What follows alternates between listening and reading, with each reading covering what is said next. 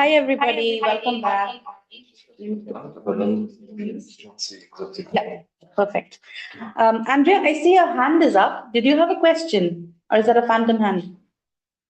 I'm sorry, it was there from my previous question. Okay, no worries. So with this, we are in our a very exciting part of the morning. We're going to be hearing from Catalina on writing about writing the Latin American city.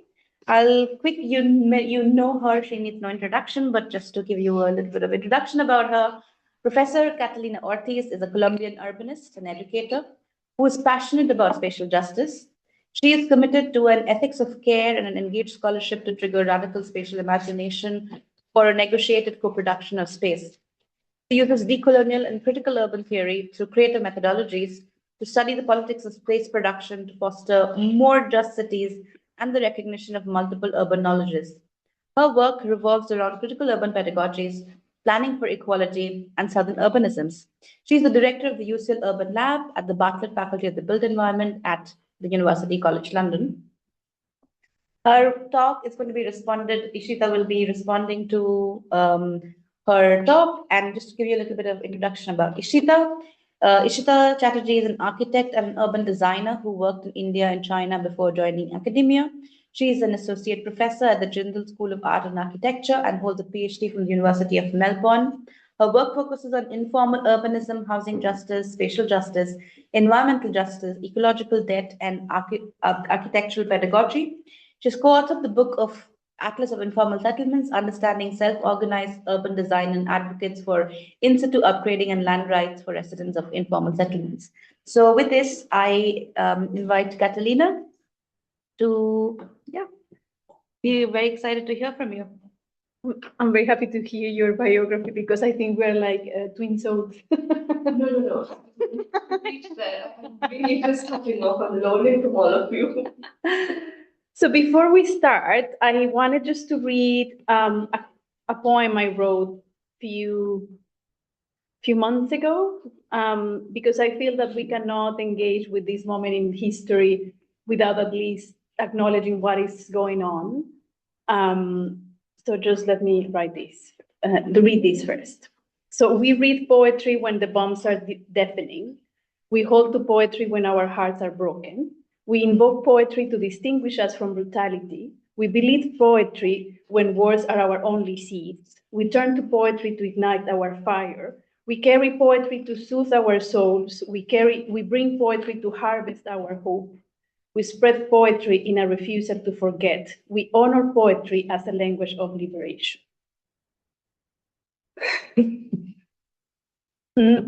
For me, poetry and writing are intertwined in a way. And in this moment, thinking about writing is something that, it's for me, is coming with a feeling of inadequacy, of impotence. So, even being inhabiting the academia and this moment in history, it also, need us to think very carefully, why does even writing matter? Where do we fall in that, in that process? Why we need to be stubbornly thinking of what are the tools our disposal to engage, contest, and create new worlds. So is there kind of part of where I kind of sit at this moment, and is that the place where I'm kind of also coming from? But also, I think something that the discipline and the institutional perspectives of how we are framed are seen as humans inhabiting the space of the academy is also very limiting and limited, right? When I provide a bio, that bio never captures who truly I am, where what I'm made of, and what are the things and the places that I carry with me, regardless where I go, right? And regardless of the titles.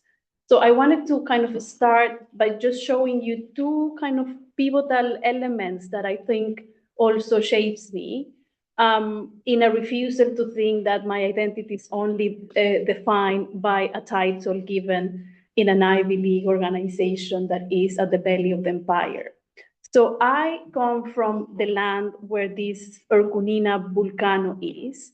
I'm part of an extended kind of landscape of these volcanic areas in the Andean mountains in South America.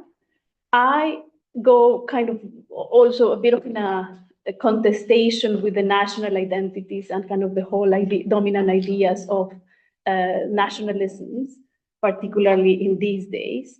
The flag that you see there is called the Huipala flag, that is very kind of well known and spread, particularly in indigenous struggles across the Americas. This is a picture I took in during the days of the carnival in my hometown that just happened that happens every first week of January. That is the time when I always regret to be living here. And it's bringing together two things. On the one hand, the joy and the colors of the carnival and the place that joy has in also resisting, but also reminding that there's this way of creating solidarity that travels across time and geographies. And I think the symbol of the Huipala flag is one that is very powerful, at least to me, to kind of contest also these colonial imaginations of how can we connect and where are the places where we can feel we belong. So with that in mind, I have kind of structured the talk in 4 moments. So I was writing to Parosh last night saying, shall I do a PowerPoint? I'm an architect and therefore I'm a bit obsessed with form and this life needs to be beautiful. And I didn't really have much time to do all the details. So I decided to do a halfway through. So I will use few slides, but I will just talk as I go in each one of the sections. So the first part, in a way, connects with this idea of writing as a site of negotiation of epistemic authority. And in that regard, I think for me, writing in itself has been a long-term struggle. If you are coming from the practice, from academia, I work for the local government in my hometown. I've been always engaged in my practice as an urban planner with the local government, with communities. And I've never seen myself before as a writer, right? But the moment you enter in this kind of, acquire this new identity as a scholar, becoming a writer has been a very kind of thing that is in the making for me. I still struggle to identify myself as a writer. And I know that many colleagues feel very confident in saying or claiming kind of the authority of writing. And that's why I also wanted to start with that poem. Because before than academic, I'm a poet. And I think that is where I feel that things, are very easy for me to be who I am. Whereas in the protocols and the canons of the academia, it requires a lot of training to try to fit in the voice that is required to be legible to the system and how kind of the knowledge circulates.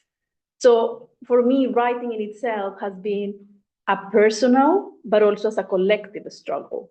And if I fast forward now that I'm all, older than you, I became obsessed also with mentoring and in a way writing as a collective struggle, right? And I think I'm always very happy to support any of these, initiatives, and myself included. Now I'm running a set of kind of workshops and encounters about writing Southern urbanisms with colleagues in Brazil and in South Africa. And that has been very helpful kind of to not feel so alone, kind of in this kind of long haul process and journey that we hopefully we are together in. So part of this, and where the title in a way comes from, I think our colleagues that are organizing this space. So some of the work that I have done, particularly around thinking, what is the Latin American city? Is there such a thing as a Latin American city? That even, going back to the labels, who define, how this is also a historical construct that was pretty much made in kind of a World Bank, multilateral agency type of depiction. So which imaginations are we? What is the currency that we are using? When is this useful? When is not? and how can we use that kind of to strategically navigate certain aspects. So in the work that I have done, particularly to think about Latin American cities, let's say as a whole, and also in quotes, right, like Latin American cities, is there such a thing? It comes from a long time, a long-term engagement in also claiming a space in the northern and western hegemonic scholarship. I did my PhD in US in Chicago, and usually nobody there's, read anything that is not produced in there. So to be to be even legible to the supervisor, you need to start claiming and making some generalizations like, regional relevance is the most urbanized region in the world, therefore you should care. Like these type of things. And justifying your existence is a prerequisite to engage in any meaningful conversation. The first class of my seminar on history and theory of urban planning started with Chicago's plan in 1909. That is where the history and theory started, right? And if that is the departing point, of one of the powerhouses of, urban scholarship and the gatekeeping kind of mechanisms that define what counts, then it's kind of deeply problematic. So ever since I've been trying to kind of engage and understand, okay, why is this legible or not? Who counts? Who is going to be read? What are the categories that can resonate for having a conversation with certain kind of people that are not bothered to engage in other kind of spaces or trying to think, that the overwhelming weight of white supremacy doesn't allow them to engage differently with your work. And then you have the double kind of trouble to make yourself legible, but at the same time trying to engage in their own terms, right? So one is more kind of personal anecdote. My supervisor at the time, which I had to change, said I was interested in suburban configurations, emergent suburban patterns, and he said to make your work relevant, you need to compare with suburbanization here in the US. And then I tried to do that, and I was like, suburbanization in the US and suburbanization in Colombian cities, we're not talking about the same thing. We could be using the same word, but it doesn't mean politically, geographically, institutionally, doesn't make any sense, right? So when comparison actually even are needed, what type of epistemic violence gets unfold when you are put in that trap? Of course, crisis, change of topics, and many decisions are made in terms of how we shape our scholarship based on those encounters or disencounters or clashes that determine, the ways in which we navigate and start kind of fostering our identity. And it's from that struggle and that discomfort that I've been kind of trying to understand and trying to see and to engage with a lot of colleagues in Latin America in different places, to also kind of have a state of the art of how the field is operating and is unevenly shaped in the region. So I had the opportunity to prepare this virtual special issue about Latin American cities and had the chance to go into the archive of the journal, from the 77 all the way to, I think it was 2 years ago that this got published, to try to read what has been done around Latin American cities. So in a way, that was a sample, not of the whole scholarship, but how kind of a well-established Western kind of the canonical kind of journal for urban studies was depicting the Latin American cities. So I learned a few things about, going through that archive and contrasting it also with my own experience and my own knowledge of the networks that are shaping the field in the region, both in Colombia, in Brazil, in Chile, in Mexico, and all the other places that started becoming, invisible as well from that mapping. So by doing that mapping, I analyze, in a way, those trajectories of urban scholarship. I kind of, let's say, cluster the work around 4 key areas of disputes around local governments, governance, autonomy of uneven urbanization, the anatomy of uneven urbanization, the geographies of housing provision and infrastructural assemblages, and the economic restructuring and variegated gentrification. And something that became very clear to me is that there was this tension, right? Like, who gets to count as a writer of the Latin American cities? And most often, some of the most recurrent, authors there were particularly people placed in this very same university. The ones that were able to be inserted their work in these type of publications. And that is when the concept or the idea of the Latin American city become, in a way, recognized or legible, quote unquote, to these other circuits of knowledge production that are, spoken in English, that are placed in universities, both in the US, UK, and partly in Europe. And also started to emerge as well something that it was very critical, that there was kind of 2 types of groups, if you will, like cross-cutting from these categories. Ones that were engaging with or using Latin America as a site to find variations of general concepts. So this is gentrification, blah, blah, blah. But in the case of Latin America, that is how registered. Mm-hmm. And others more limited that were trying to bring kind of the long-term genealogies of intellectual discussions of kind of concepts emerging in the region and trying to engage with those concepts in discussion or in conversation with kind of the more prevalent ways of understanding urban processes. Those were less in terms of proportion, which led me to see that, what circulates is what is legible and what is engaging in the terms and with the literature that is kind of well-known and cited. The others were less, it was harder, I think, to suggest or to sustain or to be approved and pass all the filters when you were bringing a different type of literature or trying to propose or to bring concepts that were born in the space, right? And that was very kind of difficult to see.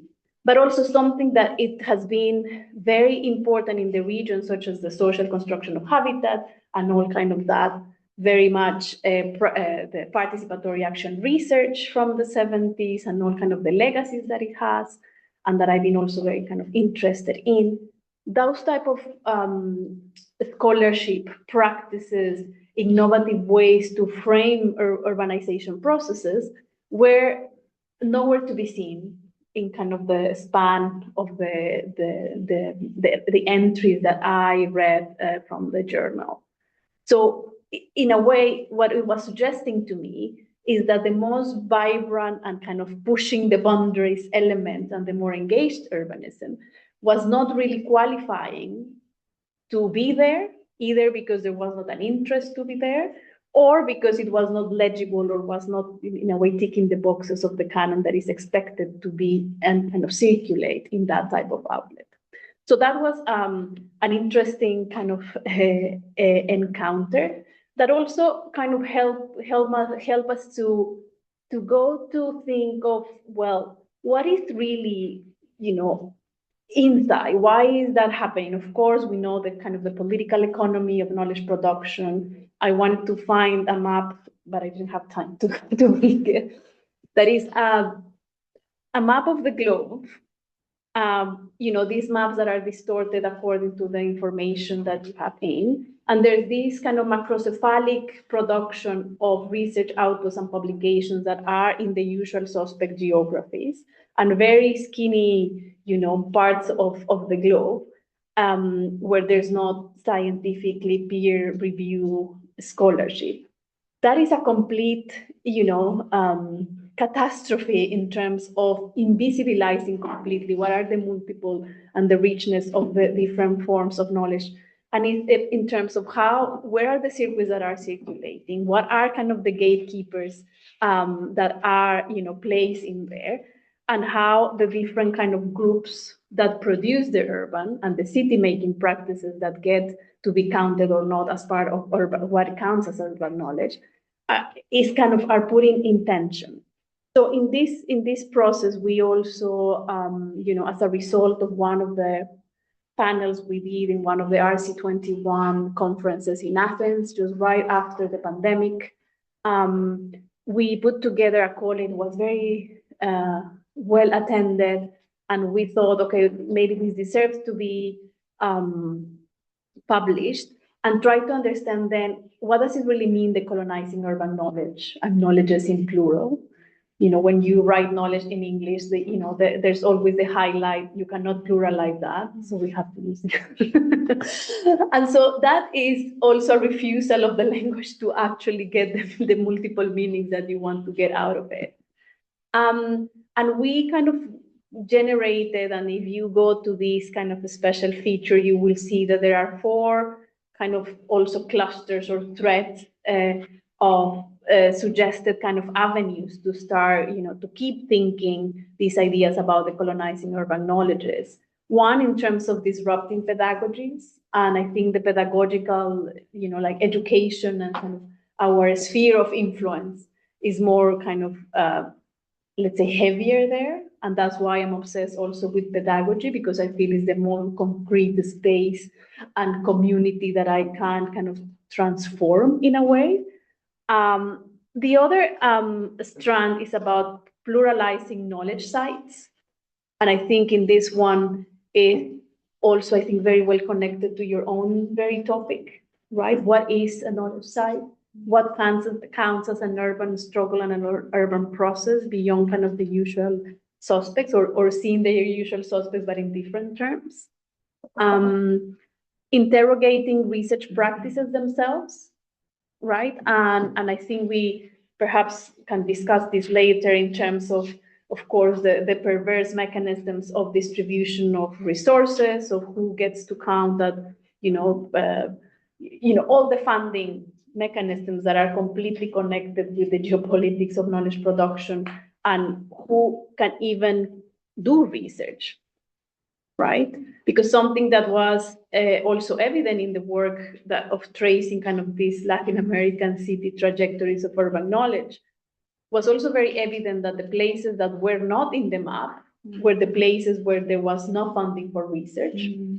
And therefore it's like just kind of a self-fulfilling prophecy, right? And I think that is very, also very problematic. And of course, I have no idea how to address that. But when I've been working in places such as Cuba and Havana, I also have seen and experienced kind of the difficulties of not, how can you even work collectively in places and communities that are completely left out, or, blocked in literal ways of being connected to even how to access publications, and how can you actually write together, and what are the protocols of this process. And the last area that we kind of define in this work about the colonizing urban knowledges was pretty much, I think, going back to what we were saying, okay, are we engaging, if we are contesting kind of these universal claims of the traditional knowledge production, how are we thinking then in designing pluriversal futures, and how can we think in a pluriversal way in the way we were doing, and how can we engage with the practices that are already kind of doing the things that we would like to see more in the world. The other, I don't know how am I doing with time. Okay. Yeah, okay. The other aspect, I think, in this other section is thinking in terms of, I pretty much, my work now is revolving around the intersection of, of how can we understand and practice with the intersection between spatial, epistemic, and reparative justice. Right? We speak a lot around spatial justice, as you know, in the field, but most of the, of the problematizations we do, or the critiques we do, it's also, and the very nature of this space is engaging directly with epistemic justice. But because I'm coming from where I come from, it has become also very important thinking also in the reparative dimension of it, right? The world is broken. And I think part of our mission, or at least mine, is to think is how, even thinking about reparations in impossible times, right? Both as a stubbornness, but also as a commitment. And in that process, right, engaging with different logics of knowledge co-production and co-creation, it became very clear that we need to engage in this, what Boaventura dos Santos call the ecologies of knowledges, right? And if we are talking about this ecology of knowledges, where we are just one piece of that kind of ecosystem, then we need to change radically how we both position ourselves, but also how can we work together with organizations, the partners, the places, the geographies that we work with, and how do we connect, or how we position ourselves in terms of working with the state, against the state, despite the state, and how that we do that simultaneously, also in terms of how we position ourselves within the academy and our kind of position in the university or in the universities themselves, right? That at the same time, kind of the colonial tool per excellence to discipline subjects, but also spaces of potential for transgressing and for kind of generating spaces for liberatory practices. So we have to inhabit those complete kind of contradictions and tensions that I don't think are resolvable, but are just things that are. And it's in that process that I became very keen. I work through obsession. So I have periods with I'm obsessed with one thing, and then I'll kind of understand, get it, sit with me, and then I follow with my next obsession. So one of my obsessions has been storytelling, and how the power of the storytelling can, it can help us to bridge these ideas about the spatial and epistemic justice. And storytelling then became to me not just a methodology of work, right? But as a way of navigating the ecologies of knowledges. Mm-hmm. And I think that is kind of a fundamental shift in how I've been kind of understanding this idea of storytelling.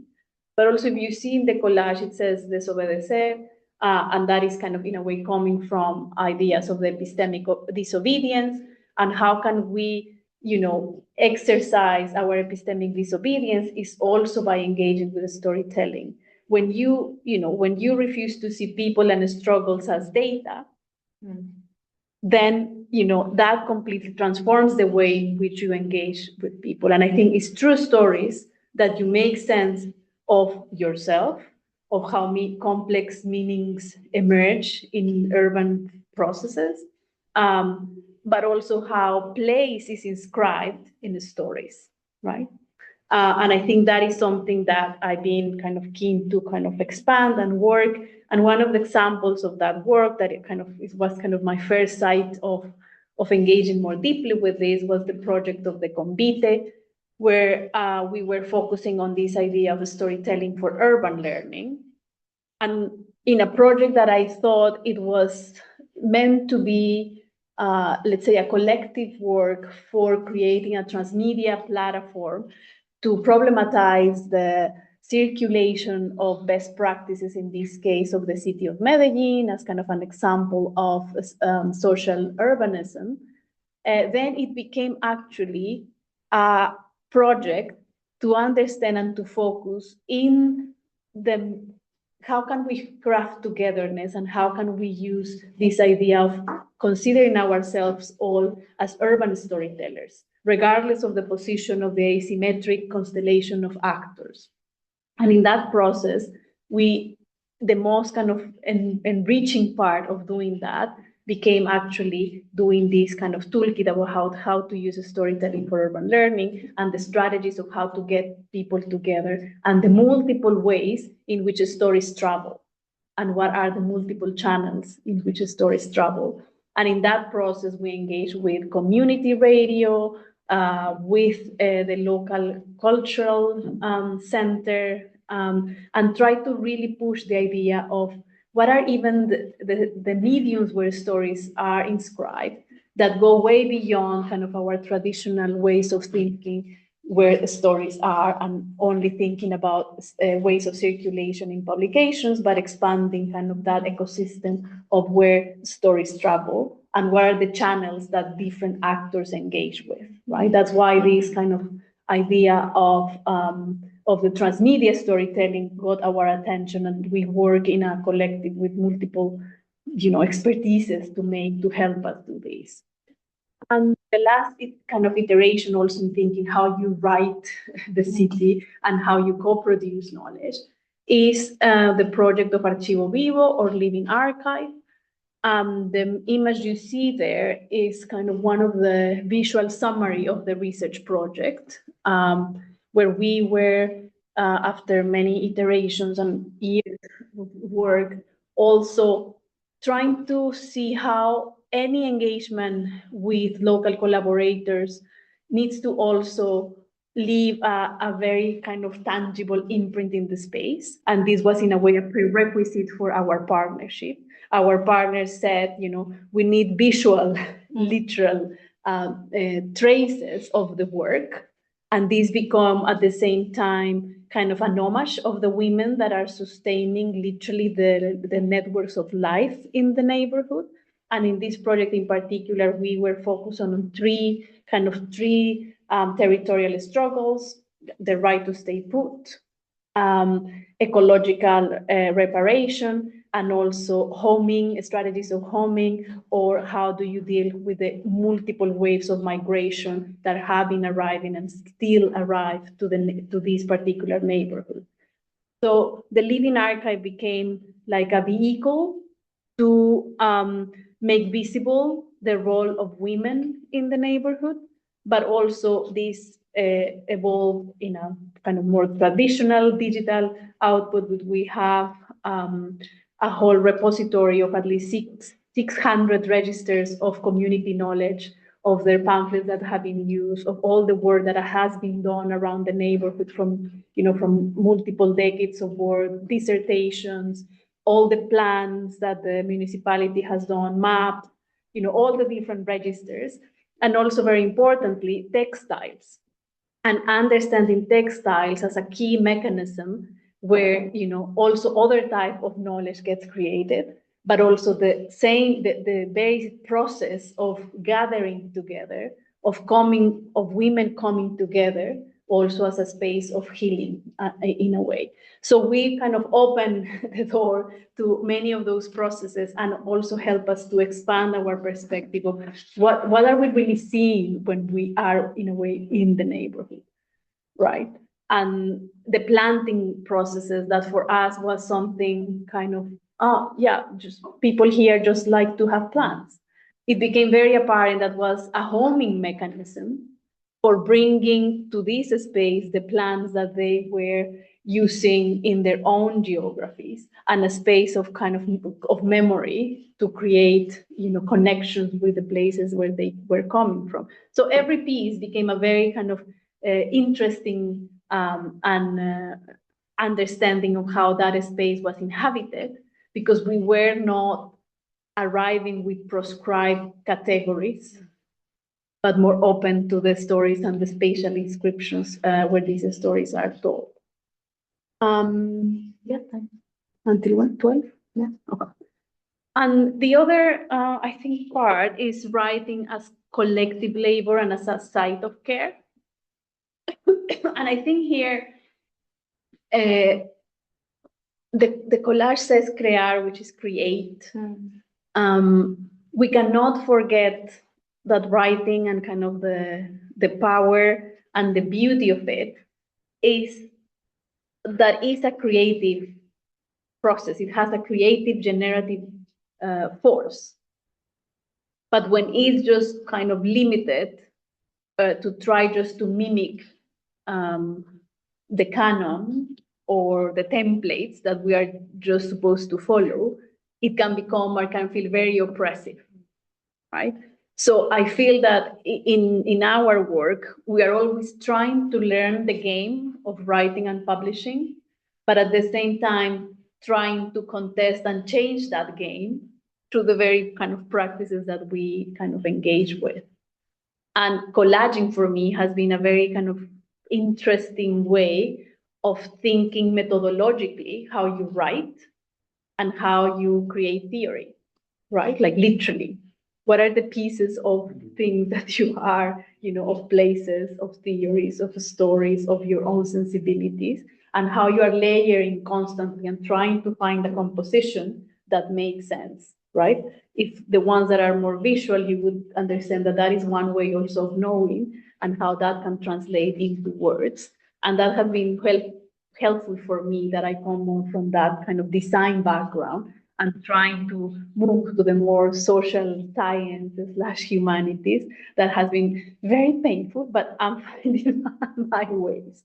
But also, I think writing as a collective labor is something that we need to kind of think very carefully, particularly when we are addressing issues like the very mundane processes of how you get published, when you make it, but also how we create the networks for mentoring and what mentoring means in the context of where we are and all the kind of challenges that we've been kind of mentioning. But also, how can we try to create writing also as a site of care? And I think creating these kind of micro communities of practice is something that is very important if we see it and if we frame it also as a site of care, right? And part of that kind of process, in a way, has unfolded in different ways. Most of the time, some of the work that I have done is coming from deep frustrations. So the deep frustration about the reproduction of hierarchies and the epistemic violence of working in, of the asymmetries of being a junior scholar or early career researchers, more well-established, and, like the very toxic and extractive practices that, are occurring in our institutions, the pressures for publishing, but also how in certain moments in life, according to in the position we are, we can be also reproducing very extractive logics and using the very vulnerability and eagerness of early career researchers to exploit their brilliance, their labor, their time, and all the emotional labor that this entails. So this guide that is called co-writing research also was born as a kind of learning point of a very difficult, collective international multi-site research project, where the moment to produce, let's say, outputs came, it became also very evident that the practices that we were not talking, when we were talking about co-production of knowledge, we were not really addressing what are really the ethics of co-writing the research. And so if you see, that is a very practical guide, because all these, how coloniality lives, how extractive and white supremacy lives, is also through the very mundane practices of who gets to be defined the first author, who are you citing, in which venues or which outlets do you publish, what happens if you're working across different geographies, what happens if you have access or not to the digital means to be present, what happens if you have never been formally trained in academic English, right? All these multiple questions, and how are you even betraying your own experience by just using kind of the currency that is the one that is expected, right? So in this co-writing research, we did it with Alejandro Vallejo, that is an early career researcher, an engineer in Havana, Cuba.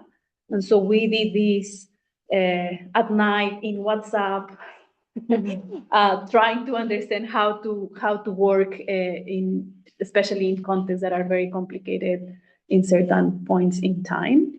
And I think that I cannot stress enough the role of ethics and how the ethical engagement, basically you cannot take for granted anything, from the writing process to the funding to also how do you work collaboratively. So that's why in the project that I have done, and in this example, it's just the Atlas of Living Heritage that we did.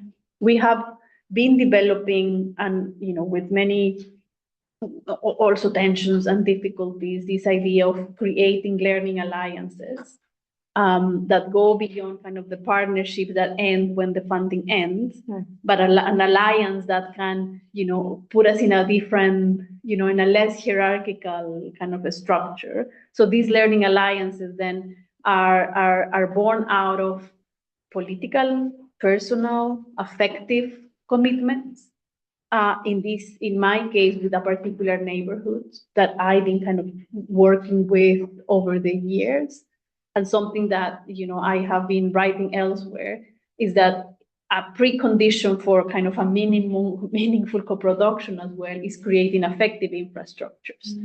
And I think those effective infrastructures require a lot of energy, a lot of care, and that is something that is hardly going to be ever rewarded in the institutional spaces we inhabit. There's always, in a way, an extra burden that is never going to be fully, easily to even understood by many kind of spaces and by many people. But I think in terms of this collective labor, this atlas, for instance, if you see the content, then it has like, 60 authors, because it's all the people that work in all different capacities. Some of them writing, some of them just facilitating part of the process, some of them as contributors of the evolving engagement, but all get to count, like from the person that designed the logo to the person that helped us to create the song that was part of this thing. Everyone kind of is part of it. And how do we kind of negotiate all these tensions, and how do you write the ethics of this co-production is something that, you can never get anything for granted. And those are the things that require a lot of negotiation, a lot of conversations beforehand, because something that we have done is trying to define what are the premises of the work and try to build together those premises beforehand. And of course, it gets challenges over time. So in this very project, for instance, was happening during the pandemic and in a year where a national strike was happening in Colombia.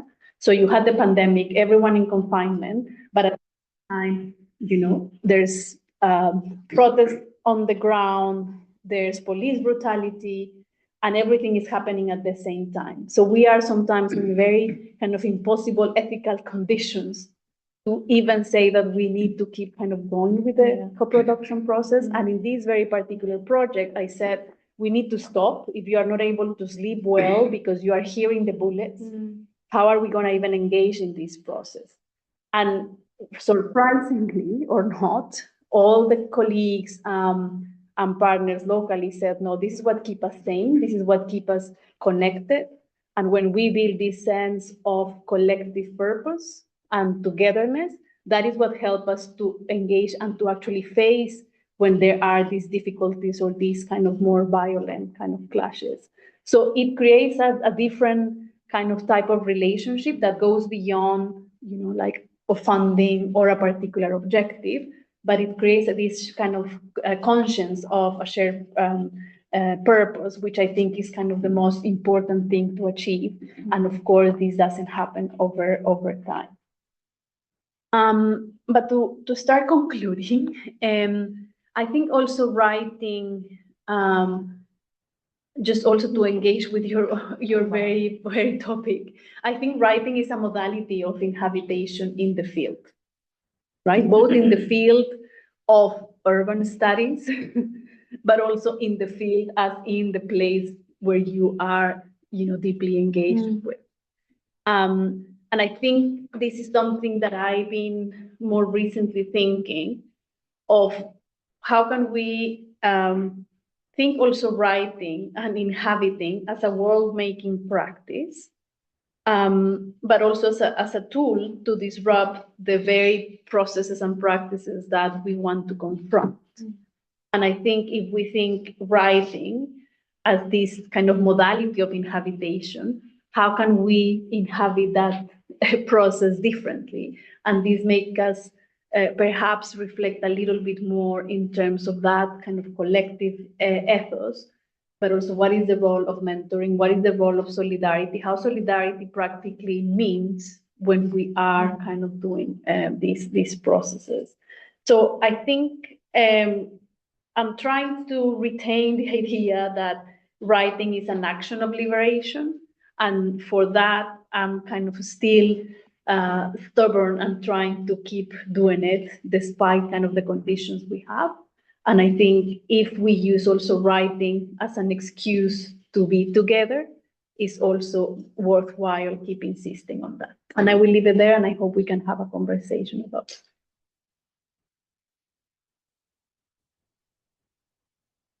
Yeah. Ishita? Yes. More than I think reflection, there's just so much learning from what you spoke this 50 minutes. Thank you. As someone, I think, who's also interested in very similar questions, similar ways of trying to disrupt, I think as an ECR, even when we learn from scholars like you, the spaces within which we work, they are so limiting and restrictive, and the structures within which we are placed, especially when we come from the global south, we fall victims of all the things that we want to come out of. I mean, how do you break the hegemony of the English language? One is, I mean, that's also the language that probably binds a lot of different language speaking scholars in India. It's absolutely wonderful that in Latin American context, you're still able to speak the local languages. You have that space to have your journals. Unfortunately, in India, we don't have that, the academic writing in the local language, and I'm not really sure what are the ways forward. So more than reflection, I actually wanted to ask you some questions where probably we can learn from you and maybe also open this up. What I found very powerful is the writing as storytelling, because the context that I work with and the activists that I work with, writing is not the first thing they are able to engage. One is because things are happening at the speed at which, the urgency with which, but videotaping, audio taping, and sometimes this oral, I mean, I wouldn't go to calling it oral histories, because what we are just doing is actually telling stories and circulating that. So sometimes that's the only way. However, I still recognize the importance of writing, because the documentation which we can then circulate to other spaces becomes very important, because the videos and audios, they're also a different kind of audios and videos. They don't really circulate into the academic world or the global world. So two questions there. When you're trying to bridge between very local contexts, how do you then co-write with them to also provide that visibility, but also because they are working at a very different speed, so what are the different forms of writing? The second is, how do you disrupt the hegemony of English? I don't know if maybe if you speak about the Latin American city, how they have been doing it, there will be some lessons for us in the Indian context. So I'll start with these two questions. Yeah, so thank you for that. I think there's many things to say there. But language, it sometimes becomes like a prison, right? And what I've been doing, or trying to do, failing many times, is kind of to work, overwork. On the one hand, and I'm struggling with that now, I'm using I'm refusing to translate core concepts that come from the ground. So, for instance, if you are talking about cuerpo, territorio, tierra, that is coming from the particular, more kind of indigenous, anti-patriarchal collectives, not as an abstract category, but as a lived experience, as a kind of a compass to make sense of how violence is exerted and how to refuse to this idea of the scales, or to recenter the connection with the body and the earth, and to refuse the dualities or the dichotomies of saying, and this is a concept that has hyphens. So the continuity of body, planet, and the territory. So on the one hand, I'm refusing to do the translation and kind of inserting the concept and then kind of explaining it. That is one strategy that I have used. In some other cases, for instance, when we were writing the article on critical urban pedagogies, and we were using kind of this specific kind of term that in the Latin American context is, the idea of popular, not as popular in the English world, but popular as in from the people, by the people. Immediately, it gets mistranslated.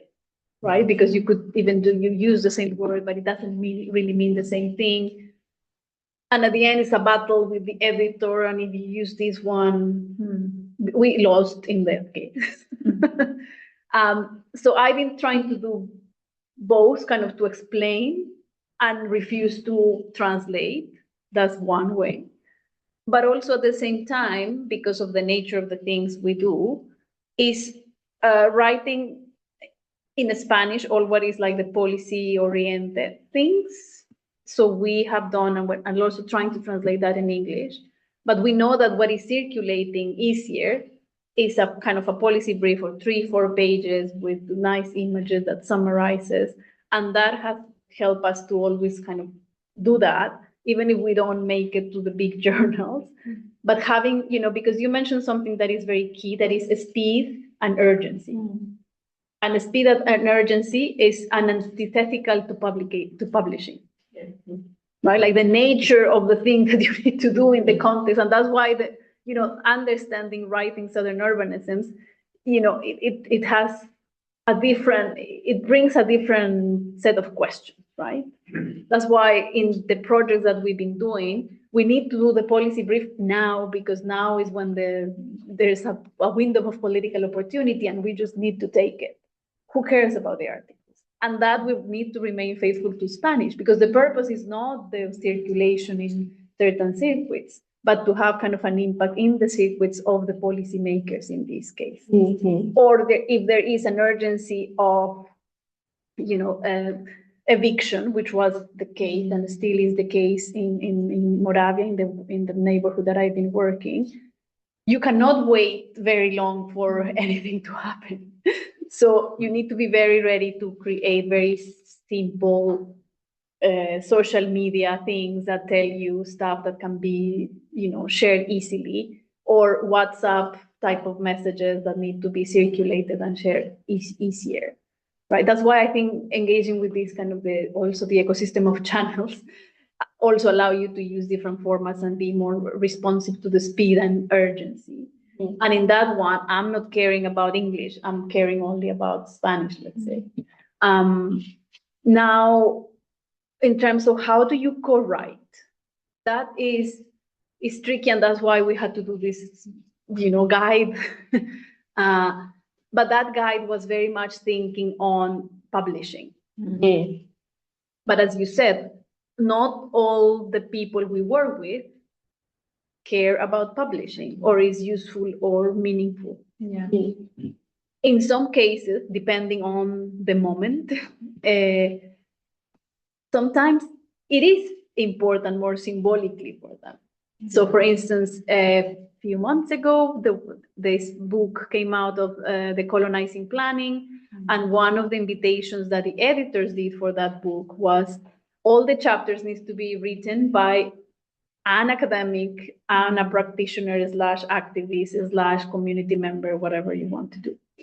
And part of kind of the exciting kind of task was figure out your co-writing strategy.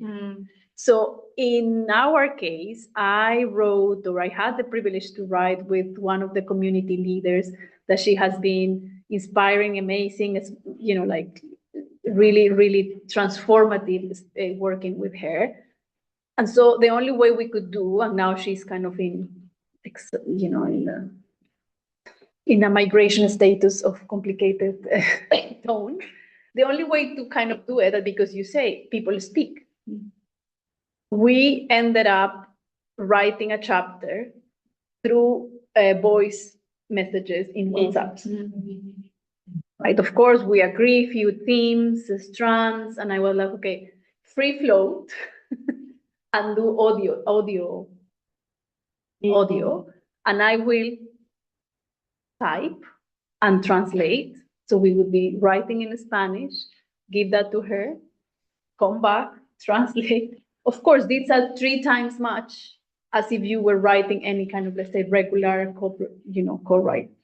But it's one mechanism that I have found very kind of practically to do it. But also co-writing could mean, as I show with the Atlas of Living Heritage, the writing could be done by some, but all of the other work is also writing the story, but even if they are not writing it themselves, but as part of the contributors. So it's the question about authorship and collective authorship and how you negotiate that. So writing and authorship are, closely intertwined, but not directly symmetrical in a way. And I think that is also one way in which you can kind of make sense of how can co-write without necessarily everyone using APA style references, right? Which seems to be the requisite to be kind of doing these type of things. So I don't know if that, because in a way, the stubbornness of writing is also about durability and circulation, right? And why we write, when I've been in these trainings for scholars and women, particularly, I think I would invite you as part of your mentoring that each one of you writes a page asking, why am I writing? Why do I write? And you go over and over and try to answer that question for yourself. Because until you don't get to the bottom of it, is not enough motivation just to comply or tick the boxes of going through a journey in academia, because that is soul drenching. So you really need to be hooked to what is your ultimate motivation for doing the type of work you do. And that kind of help you kind of to recentering what you value and not what is expected from you, which I think that is where the tensions and kind of the hostile environment kind of becomes to be even more hostile if you don't know why are you doing what you're doing. I don't know if that answers. I think it's. Do you want to open it up? Yeah, it would be nice to open it up for some responses, further questions, and really hearing from your experiences on working with different groups, communities, different modalities. I just remembered in this discussion on translation, and I really like what you said about not refusing to translate. And if I can promote my journal City a little bit, there was a really nice editorial recently written by Ulysses on writing in Spanglish. So I will circulate that and really encourage it. I think it's a really, really nice way to sort of bring in terminologies, politics of, because there's an inherent politics embedded within these terminologies. That reminds me, so the part of our project, and Ratula was also one of the co-collaborators of it. During the pandemic, we produced a short documentary film. It was produced in English. So we thought that the next step would be to translate it.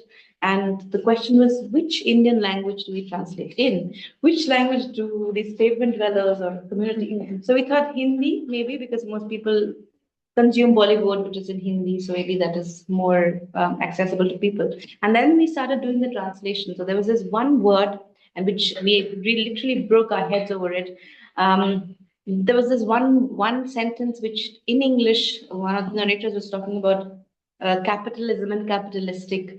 And then we were like, how do the community say it? Like, what is, and we tried to have this conversation with them. There's a very different way. They probably not even like even the direct translation, Punjivat, they don't use it in their everyday language. So there is what I'm trying to say is I think there's translation and there's this process. There's a route to translation. I think it would be really nice to understand how do from capitalism, how does it translate to the practices or the ways of understanding for people who we're actually talking about, or the other way around, right? What could be the other way of seeing capitalism, for instance, or violence, for instance, because people see it also very differently, right? So there's a particular language that we are embedded in, we are constantly talking, and I think it's a helpful reference point because we are understanding certain connotations to it, but there's a way to even undo understanding of these violence and injustice and how people are kind of referring to it.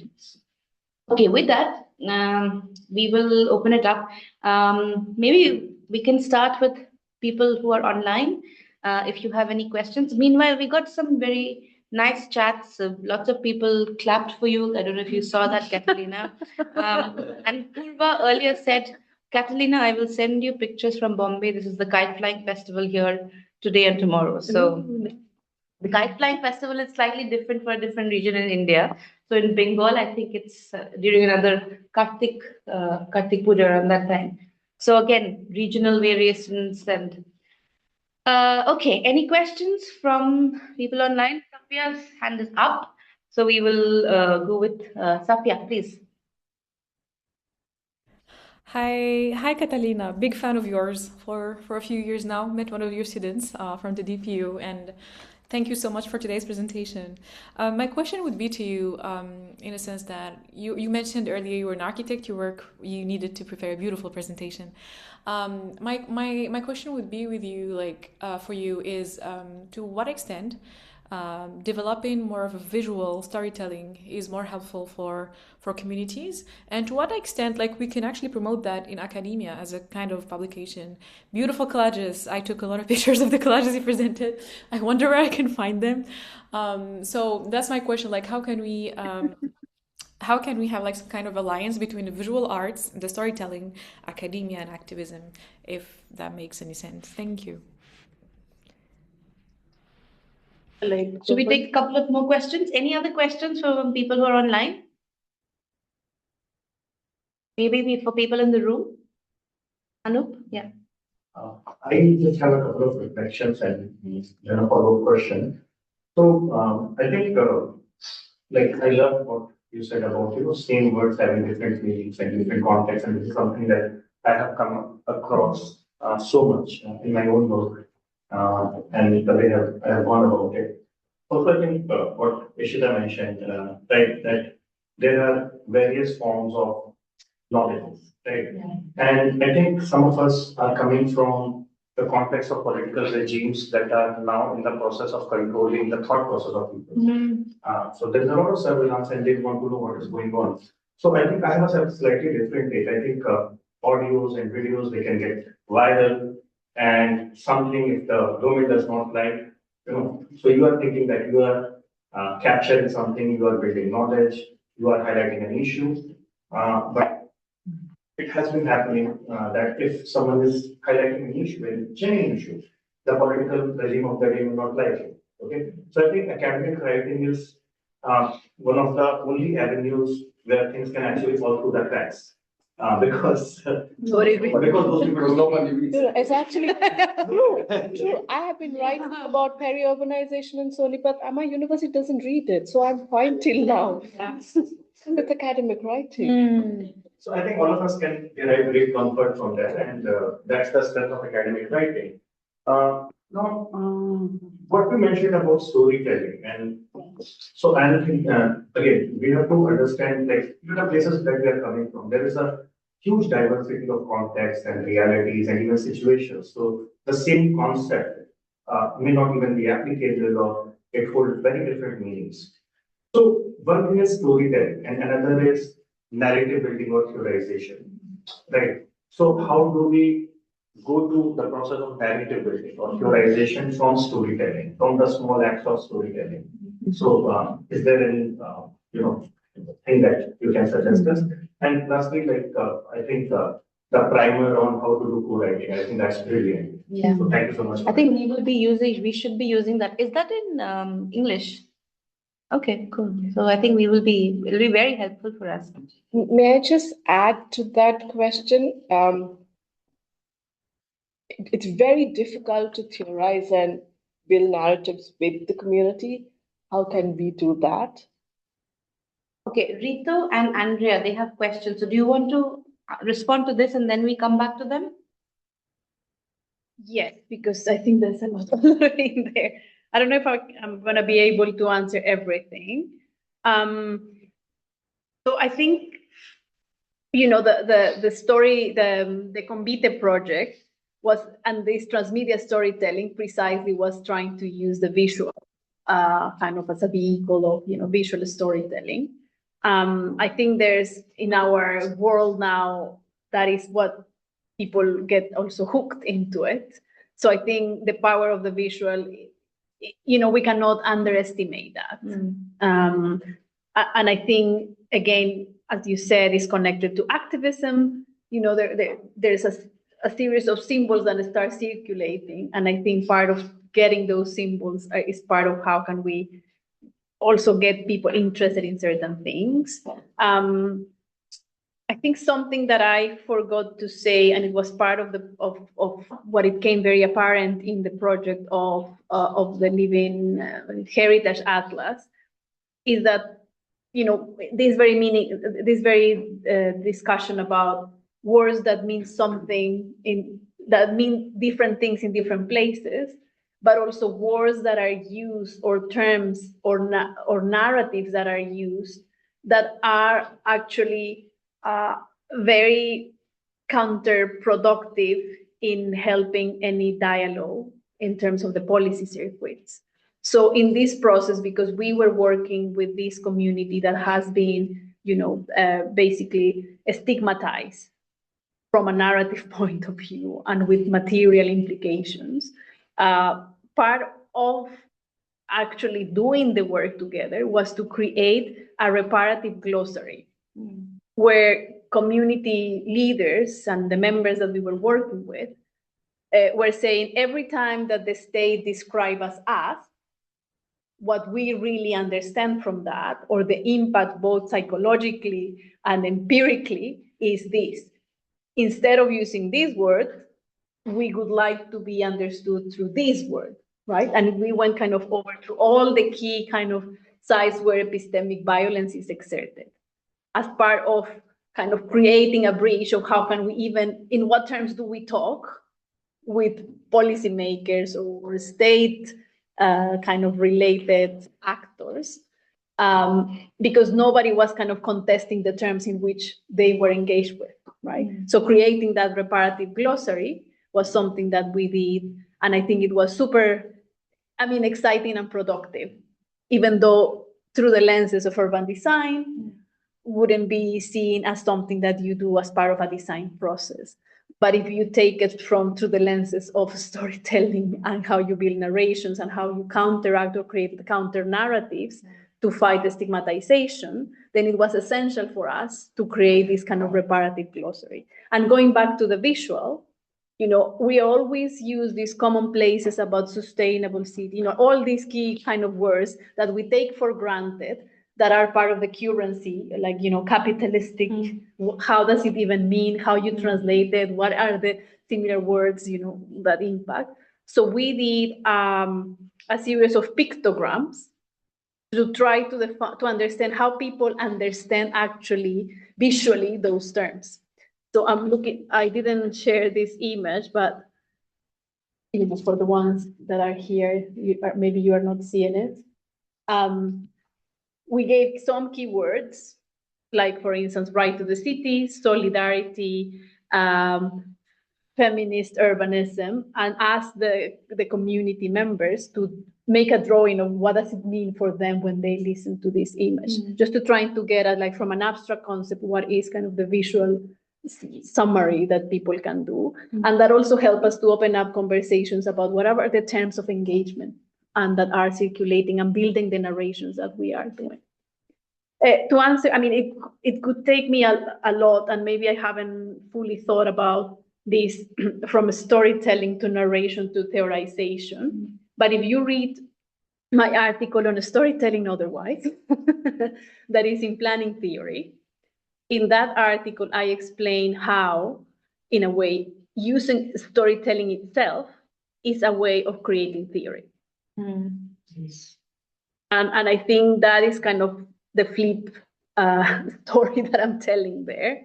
And in that article, I use the story and the words of Mama Chila, which is one of the community leaders that have been essential in the neighborhood that I'm in. You know, what does it mean to see the city through the lenses of the people that have built the city with their bodies, with their hands?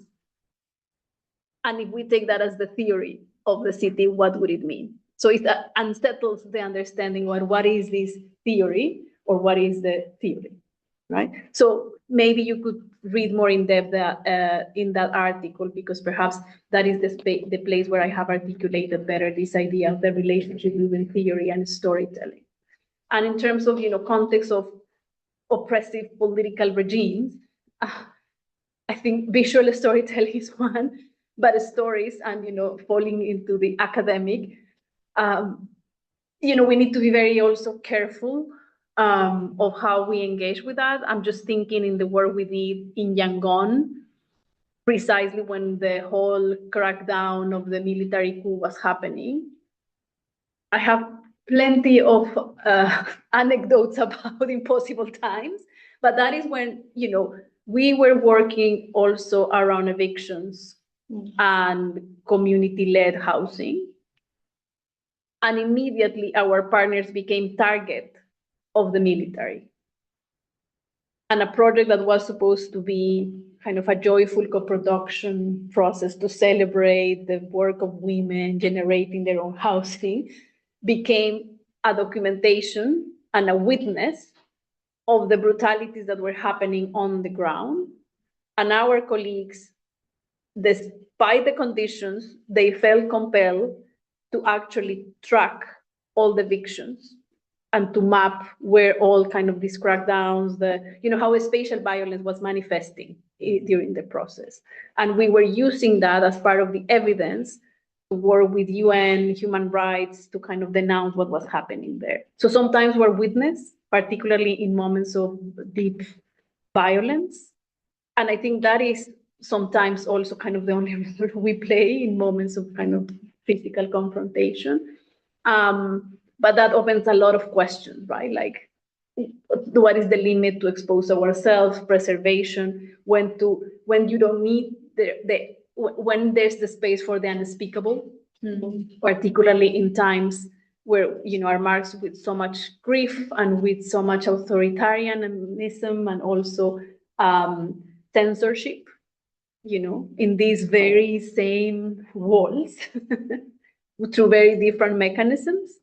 So I think that is, I would say, one of the key challenges of our time.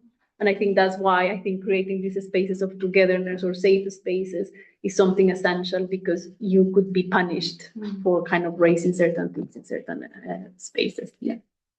We have a question from Rito, and then Andrea, and Ratula, and Kushbu. So maybe we'll take two now, and then two afterwards. So Rito. Yeah. So absolutely stunning presentation. I was a little intrigued by your use of the term community. So is it a descriptive? So I'm trying to unpack it. So it moves from being descriptive to conceptual, both. So how do you tell us about community itself?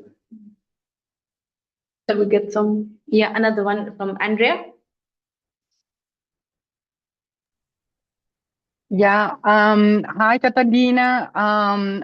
Thank you for your beautiful and very inspiring presentation. I feel personally that is a privilege to understand what you are presenting from a more from a closer perspective, let's say, because I'm Colombian as well, and I know some of the places you mentioned. So yeah, well, I like to point out here in my question to certain things that I think are yeah at least very I don't know that had been important for me during my research through my research work. And actually, I think they're relevant in this space. One of it would be the fact that we are kind of, most of us, kind of inhabiting a contradiction by, trying to be in these spaces, academic spaces, in the global north, let's say, or in the northwest, where northwest theory is being produced, and trying to make a space for us and for these and other ways of or these other epistemologies that we're trying to bring to these spaces. And I think that this is just only something that I would like to maybe open for a discussion for all of us, and yeah, maybe also to get to know more about the your experience with that, Catalina. But also, when we were talking, or you were talking about translation, I just remember some reading that I was doing yesterday, and it literally said something like, or or um, bring this question of how to translate without domesticating, and that in the context of decolonial practices.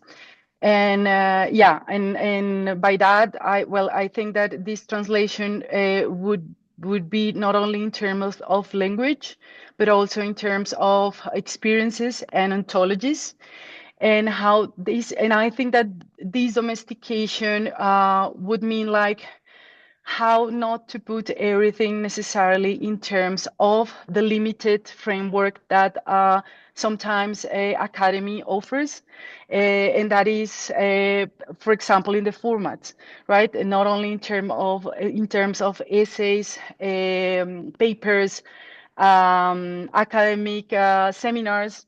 And I think that this is important since, maybe probably many of us are working with communities, and we want also our work and our questions to be read and to be, shared by people in these communities. And that's why I think, working in different formats and in different, ways of mobilize these knowledges and these questions we're doing through our research is important. So yeah, that would be my question or reflection.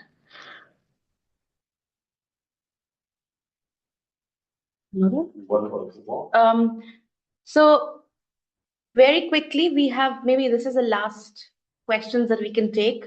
So Ratila, Khushbu, and Orlando, if you can very quickly summarize and ask your question or your reflections, that would be great.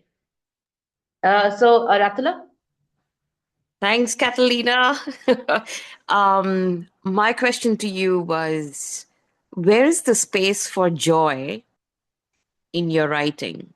You mentioned that there was celebration in the way that you looked at co-production, perhaps, with communities when you write. I was just wondering, does this also translate to the academic pieces you write?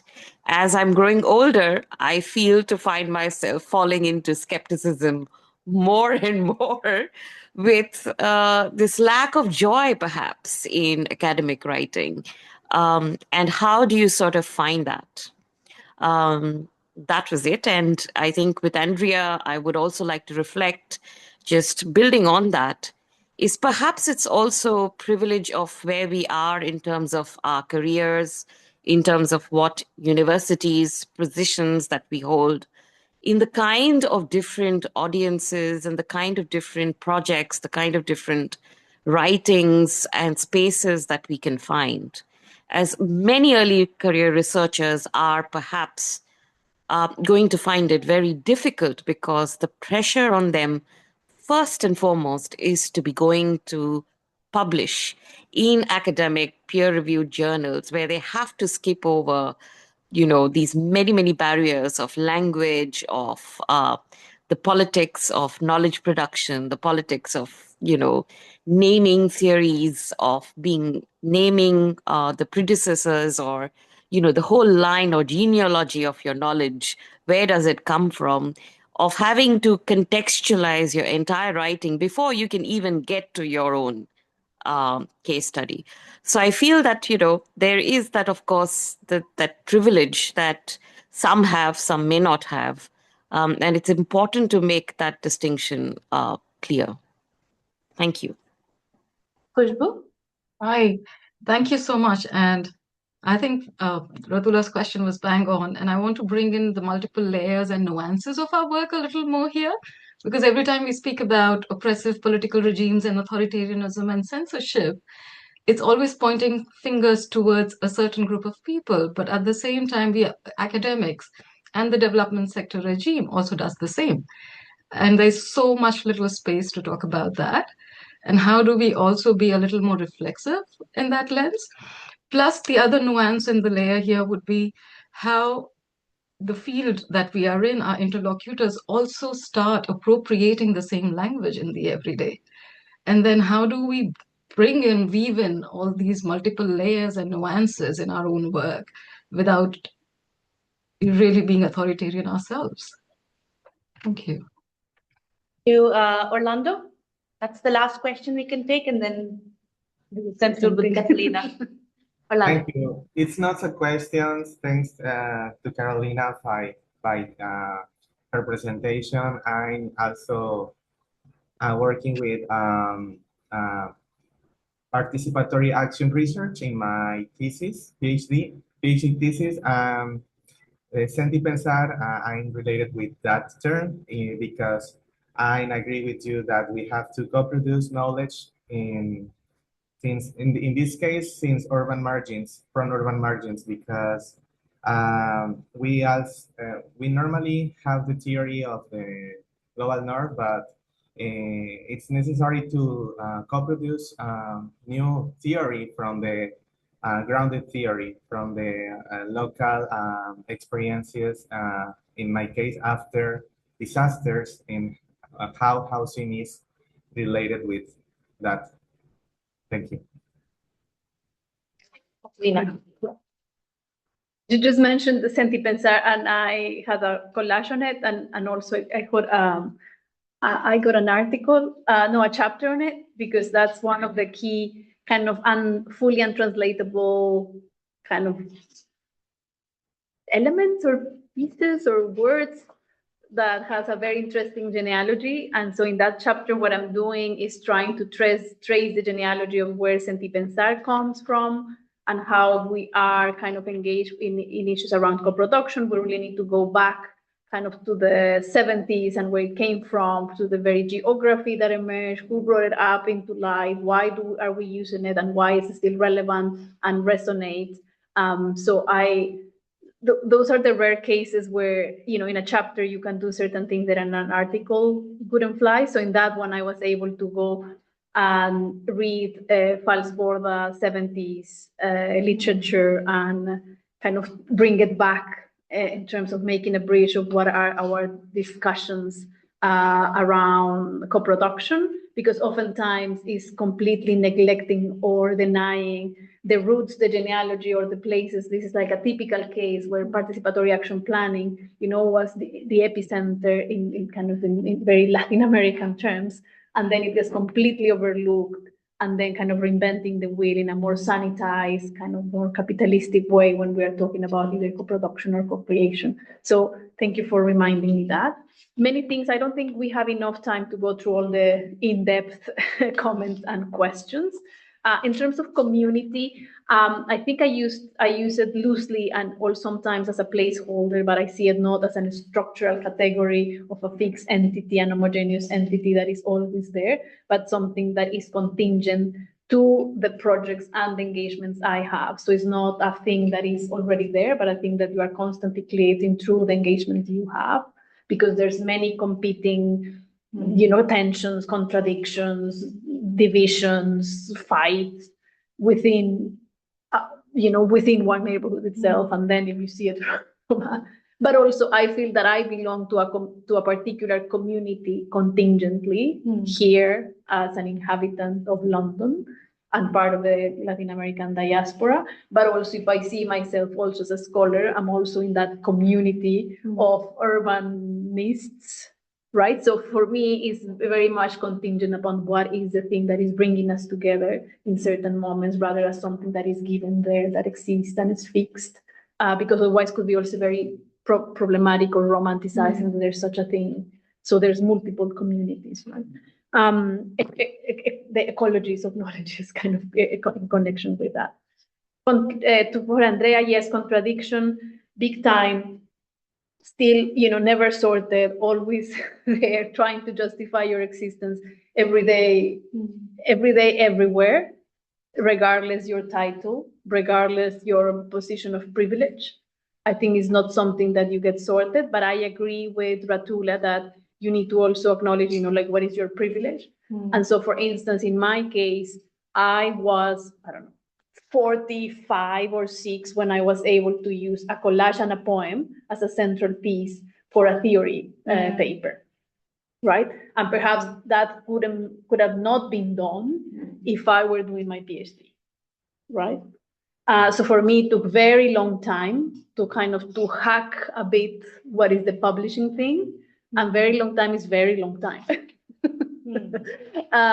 So that's why I remain hopeful, and it's not something that I have sorted, even though now I'm sitting also kind of in the seat of editor. I get rejections, I get my revise and resubmits. It's not something that you get sorted. It's going to be always a struggle, no matter what. But I also, in this position of an editor, I also have realized, to develop other eyes and trying to see and engage. Like, if you are sending this piece, you have 85% of chances to be rejected, first of all. But what makes a rejection a rejection? What makes a submission a potential piece? That is, I have learned a lot in terms of reading those patterns. And I see how many times, particularly scholars, let's say, from different from the global majority, quote unquote, are very shy in claiming any kind of originality or any contribution, and very much retrenched into the specificities of one single empirical ground. And I think there's always that kind of pattern that follows, gently rejection letter saying that you don't fit kind of the canon. But there's a lot of questions in terms of how the canon gets reproduced, who decides what gets rejected, who are the reviewers, how do, there's a whole system there that sometimes we don't analyze. And I have seen it myself, right, in the revision process, in the feedback. And I think the feedback part that goes back to mentoring is something like we need to get better at. And I've been developing, and something that we did in Brazil in our workshop with early career researchers is bringing different tools for creating compassionate collective feedback, not authoritarian, nor authoritative, not vertical. And I think that is, a space that we still need to be, learning more how to craft those spaces. Joy, it's always, joy and publishing in one sentence is sometimes never goes together. However, I'm finding more joy when doing the actual writing and the structuring. Even, I think the older you get, the less personal you take the kind of, let's say, failures, and it's like just part of the game. These, year, my keyword is joy. So I will let you know later in the year how am I doing to try to find more joy. But using my collaging as a tool for creating the structure of the text has been a kind of a joyful part, just to keep me sane. Otherwise, this is a bit complicated. So I'm using that as part of kind of the methodology. And I think I will leave it there because then otherwise you are not going to have time to do all the things you need to do. Okay. Yeah, thank you. That was really. Thank you, and thanks for the really insightful questions. We have about 20 minutes to pack up and leave the room because there's one more event. It's a shared space. So we have to leave the room for our colleagues. After this, Catalina, you are very welcome to join us for the walk that we're going at 2 o'clock. I have to work, unfortunately, in non-joyful things. Okay. Right. So tomorrow, I will see all of you, of course, tomorrow in this room, and also the participants who are part of the main activities tomorrow at 9:30 online. And thank you very much for. And I also want to say that we received an overwhelming amount of applications. So we have a bigger group who has joined us today. I don't want to use the word they were not selected, but rather we have included some of the colleagues who have joined later as an extended part of the conversation because logistically and practically we could not involve, although we tried, we really went through all the abstract, we really tried to involve everyone who's submitted in some way or the other. So we have people who have joined us later today. We have invited them for the talks. They're going to be there for your talk, Rito, and then at the webinar. Just to extend this, open this space up for conversations which they can be taking forward in their capacities. And the reason is that it's not because, these abstracts were not good. They were absolutely good abstracts, but we also had to look at abstracts which were more geographically represented, a status of the career. So we have kept all of that in mind in sort of selecting this, participants, let's say participants of the project of this. Okay, so thank you very much. I am going to sign off and see many of you tomorrow in the morning and the rest Maybe of you. just one thing for tomorrow, because we're starting with the presentations tomorrow or so for the participants. And I just to highlight already that we have time constraints tomorrow and the day after tomorrow as well. So please keep your presentations really concise to a maximum of 10 minutes. And that's really a fixed maximum. So just to highlight that. Okay. All right. See you. Okay. Bye-bye. Have a good evening, good afternoon, good night. Bye-bye.